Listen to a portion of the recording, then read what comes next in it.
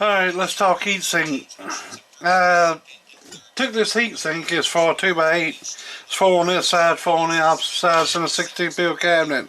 And I like to drill and tap mine. I kind of went a little too deep with it and caught the corner and of the fin.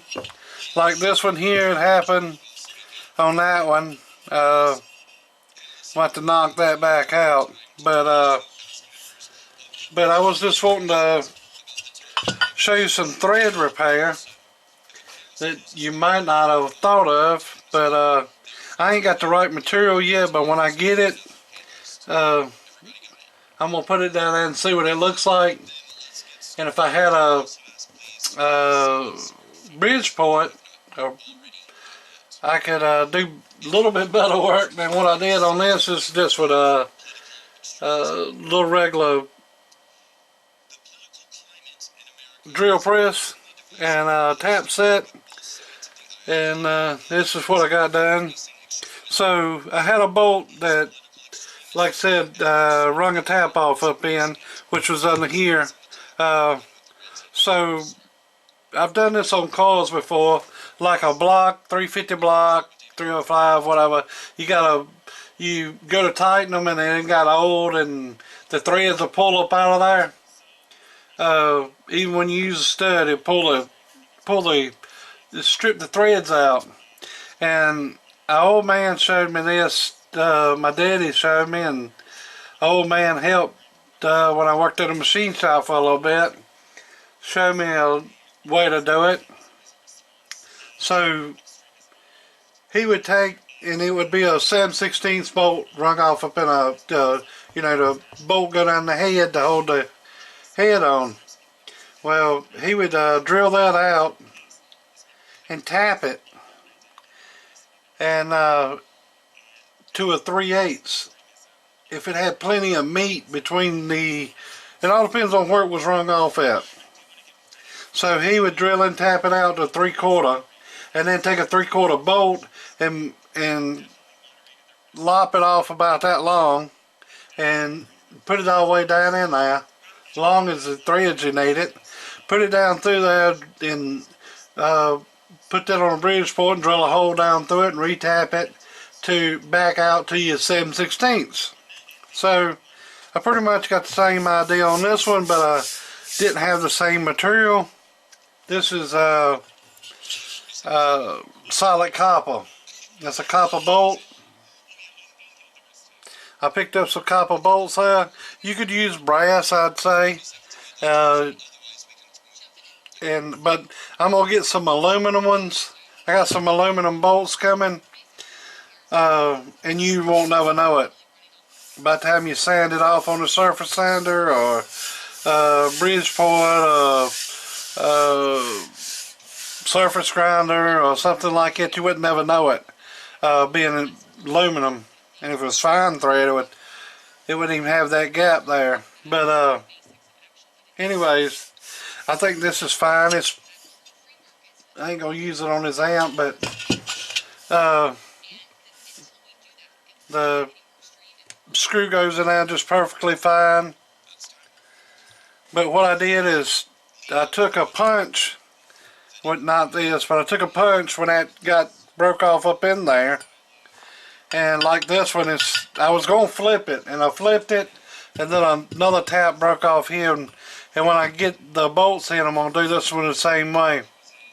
The drill bit went through it perfectly fine, but then when that tap got that side right there and the other side, it bounded up in there and broke it off.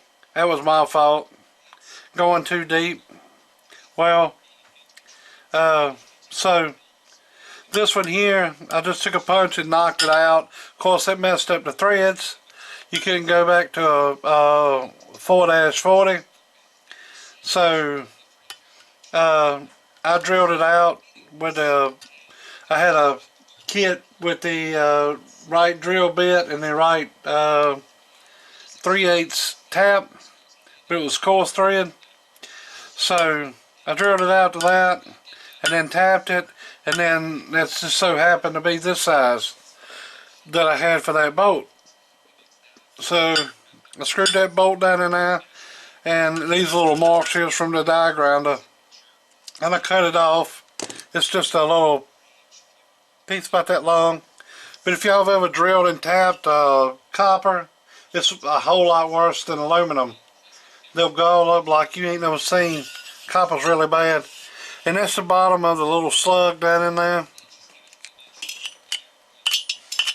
Little piece of aluminum. But there's a little copper slug. But this is just to tell you that, you know, it is different ways to pretty much screw that rabbit. So when I get that aluminum bolt, what I'm gonna probably do, like I done, I had a steel one in it to start with, just to see, and which was this bolt here. That's steel. And to get it out, I just took the wheel and the die grinder and put a disc on it and cut a half moon down in there, and then took the flat screwdriver and turned it out. It ain't got no Loctite or nothing on it, but it won't go nowhere. But it was just to show you that it's more ways to do things than one. You can get it out.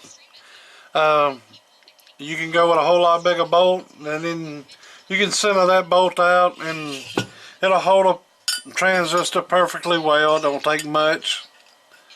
And I would trust that any day with my transistor, but being it's somebody else's, I ain't gonna do it. I can just order another heatsink and drill them and tap them, hopefully, and not ring off one. But yeah, that's perfectly fine. Perfectly fine. Ain't gonna hurt nothing. There it is. Alright then, I just thought that'd be a fun little video. Like I said, as soon as I get the bolts, I'm going to take a punch and knock that one up this way out the top, and then drill a 3/8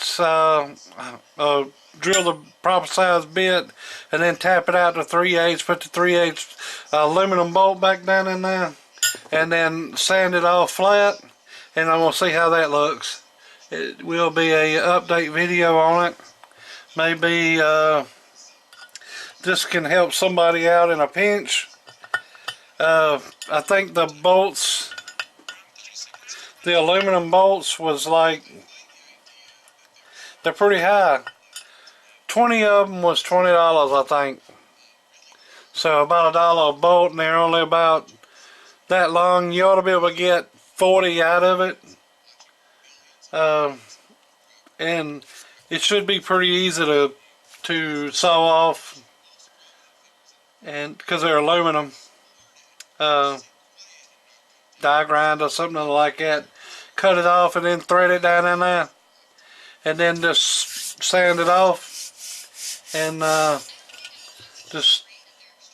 got one of them cheap sanders from Harbor Freight, and just put it on there and let it sand it down. But yeah, more ways to do it than one. And that's, just watch when you drill and tap the if you're gonna do copper, because copper's worse than aluminum.